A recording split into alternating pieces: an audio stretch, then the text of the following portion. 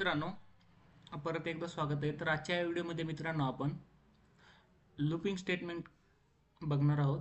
तर मित्रांनो, लूपिंग लूप्समध्ये तीन टाईपचे लूप असतात: for loop, do while loop, while loop.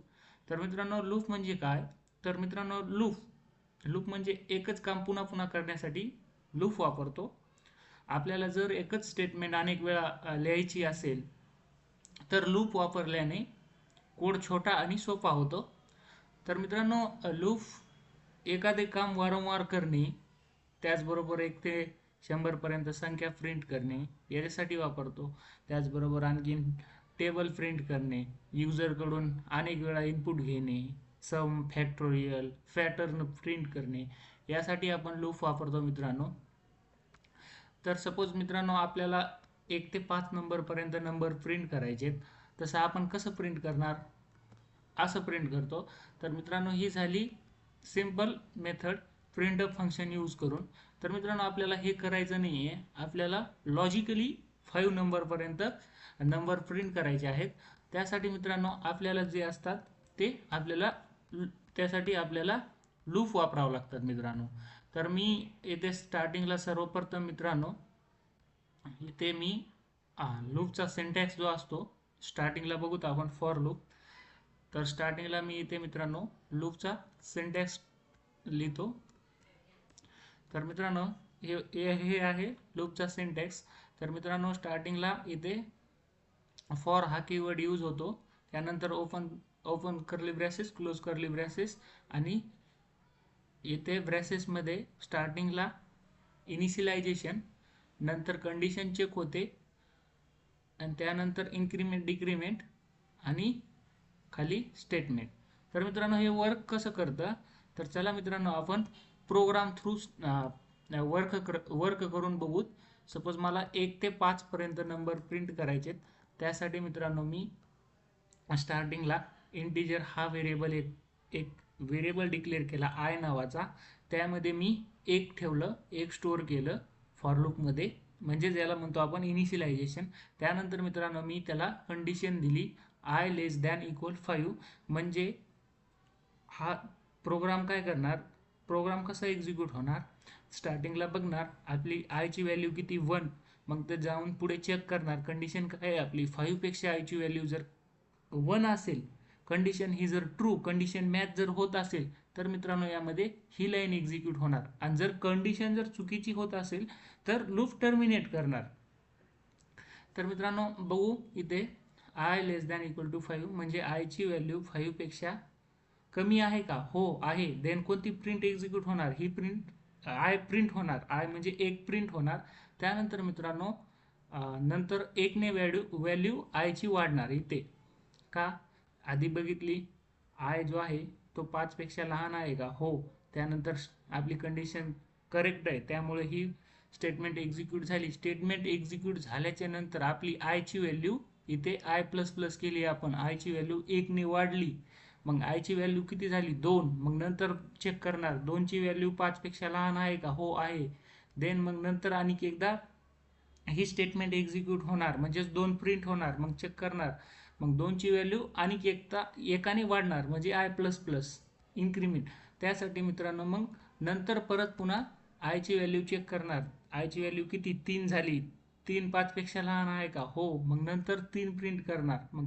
मग 3 झाल्याच्या नंतर आणखी एकदा आयची व्हॅल्यू 4 होणार. मग बघणार 4 5 पेक्षा कमी आहे का? हो. असं करून मित्रांनो एक एक प्रिंट होत राहणार. तर मित्रांनो, बघूत आपण याचं आउटपुट काय येतंय. तर मी रन करतो. तर बघू शकतात मित्रांनो, इथे 1 ते 5 पर्यंत प्रिंट झाले. तर हे कसं झालं मित्रांनो?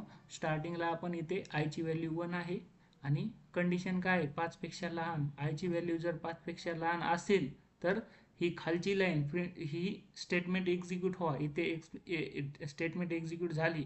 नंतर पुन्हा ती व्हॅल्यू 1 ने वाढली, म्हणजेच आय प्लस प्लस, ती झाली 2. मग नंतर बघितली की 2 आहे का? हो.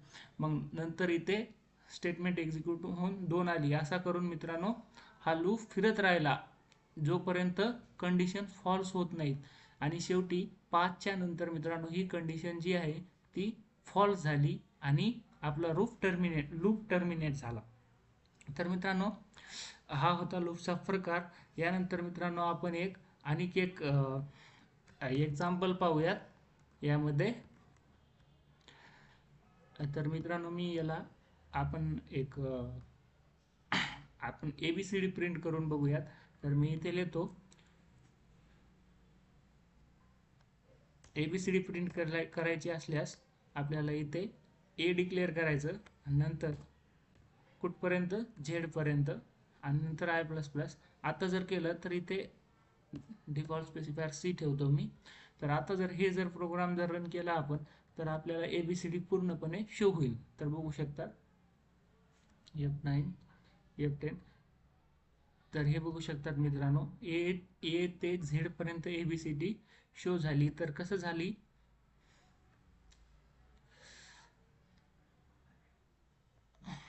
A ते Z पर्यंत ABCD शो झाली. तर यामध्ये मित्रांनो स्टार्टिंगला आय ची व्हॅल्यू चेक केली. आय ची व्हॅल्यू A आहे. ओके, मग कंडिशन काय आपली, आय ची व्हॅल्यू Z पेक्षा लहान आहे का? हो. मग A प्रिंट झाला. त्यानंतर A हून आय ची व्हॅल्यू पुन्हा B झाली. मग नंतर B पण चेक केली, B Z पेक्षा लहान आहे का? हो.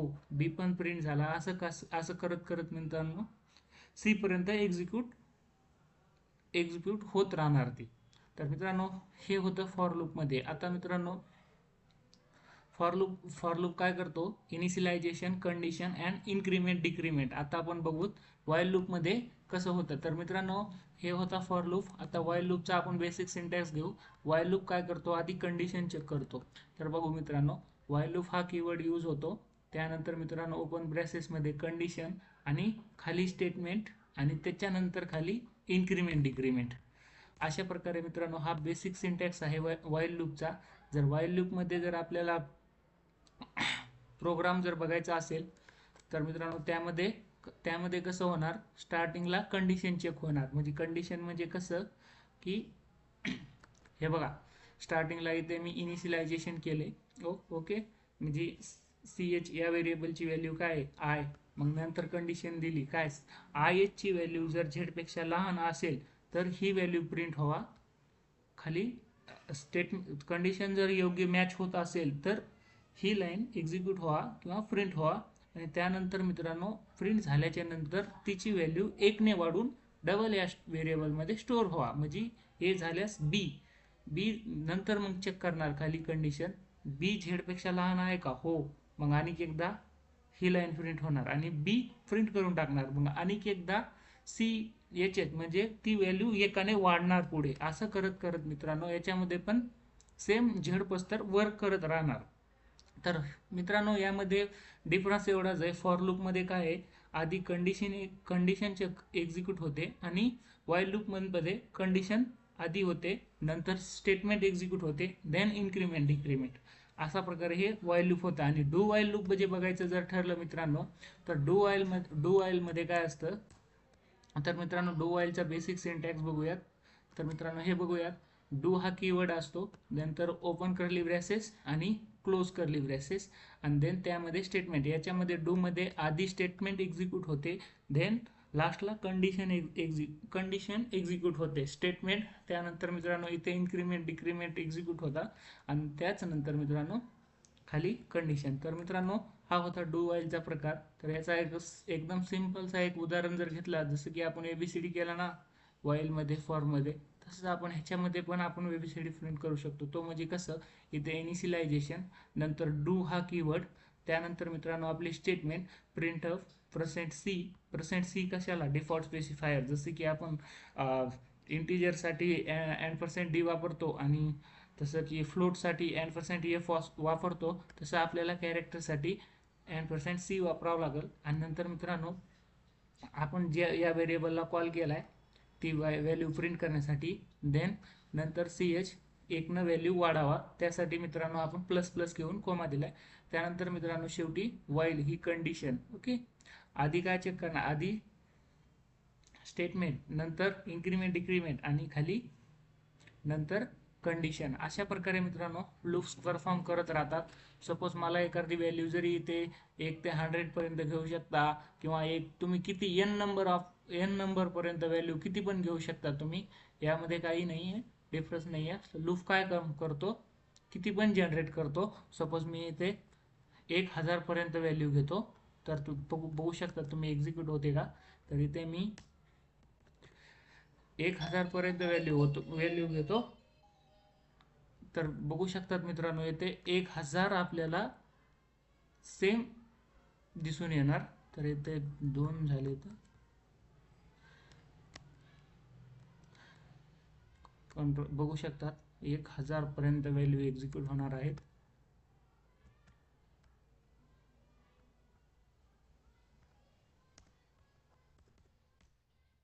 कंट्रोल एस, F9,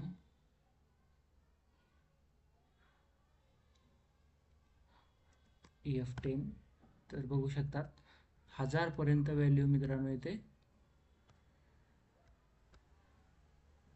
स्टोअर झाली आहे. Just a minute.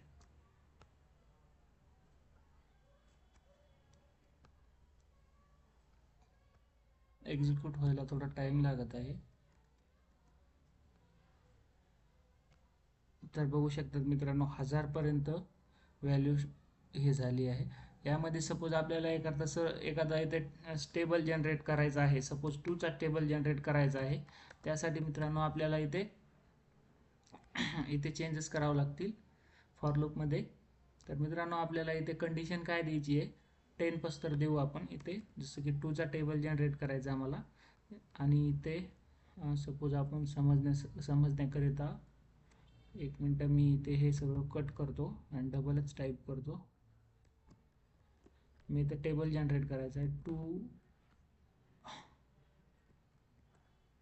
म्हणजे तिथे आपल्याला एक्झॅक्ट दिसावा काय प्रिंट करायचं आहे, त्यासाठी इक्वल टू नंतर काय आय ची व्हॅल्यू %d/n यूज करून कोमा द्यायचा आहे. नंतर आय एकदा पेज देऊन आयला प्रिंट, आणि नंतर 2 इंटू आय. ओके. आता हे जर केल्याच्या नंतर मित्रांनो आपल्याला 2 चा टेबल जनरेट होईल. तर मित्रांनो मी करून दाखवतो तुम्हाला 2 चा टेबल जनरेट, F9. तर बघू शकतात मित्रांनो हा झाला 2 चा टेबल.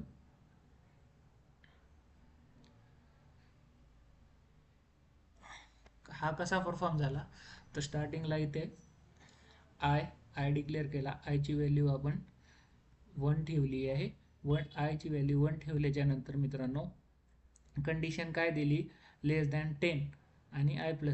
तर मित्रांनो स्टार्टिंगला ते कंपायलरने काय बघितलं, आधी बघितलं की आय हा 10 पेक्षा लहान आहे का. हो, आय लहान असल्यामुळे आपली कंडिशन जी आहे ती ट्रू झाली, त्यामुळे ही स्टेटमेंट एक्झिक्यूट झाली.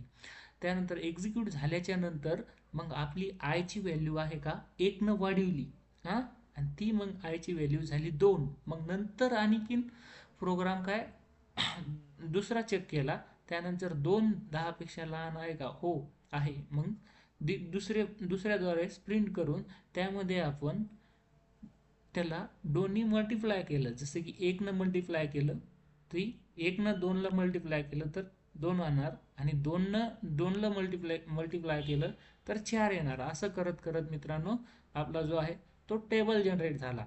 सपोज मी इथे जरी 100 जरी टाकले तरी आपल्याला तो जेवढे इंटू होतील 100 पर्यंत तेवढे आपल्याला एक्झिक्यूट होऊन आपल्या समोर येणार. तर बघू शकतात मी इथे 100 पर्यंत एक्झिक्यूट होतात. तर मित्रांनो अशा प्रकारे जो आहे तो वर्क होत असतो.